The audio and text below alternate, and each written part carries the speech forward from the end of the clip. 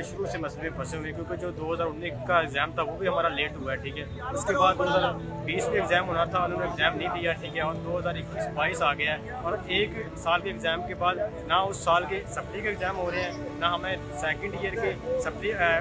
Date sheet मिल रही है, और ना हमें बताया जा रहा है कि हमारी जो डिग्री है कब कंप्लीट होगी। इसी वजह से हम इतने मेंटल प्रेशर में है कि हमें लॉ के स्टूडेंट थे, हमें ये था कि हम लॉ करके कोर्ट्स में जाएंगे, अपनी प्रैक्टिस करेंगे, लेकिन 2-3 साल से हम इतनी अजीब सी सिचुएशन में फंसे हुए, ना हम आगे जा सकते हैं ना पीछे जा सकते हैं।